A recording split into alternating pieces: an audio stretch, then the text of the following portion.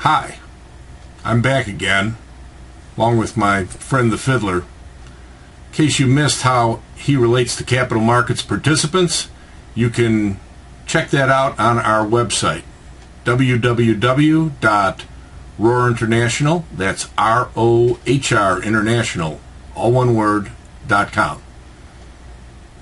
However, more importantly, before you go to the next slide, consider the basing activity that is a return to actually the second slide in the series from the 1930s onward.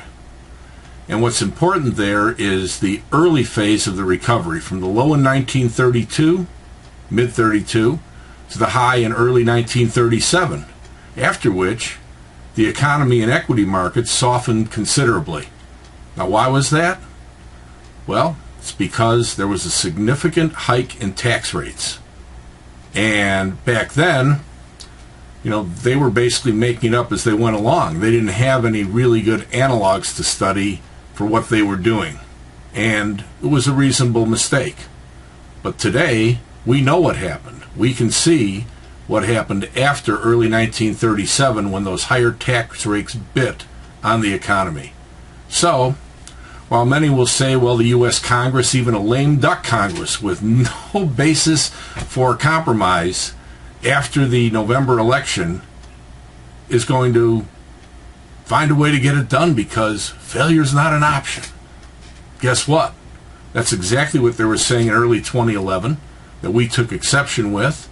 And in fact, you can check out our blog for our various posts where we noted there's no basis for compromise and therefore failure is likely.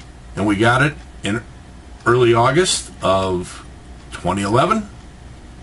And I think most people know how much the market suffered in the near term. And all they did is kick the can down the road into these automatic cuts that are going to kick in unless something changes in what looks to be a pretty rigid environment.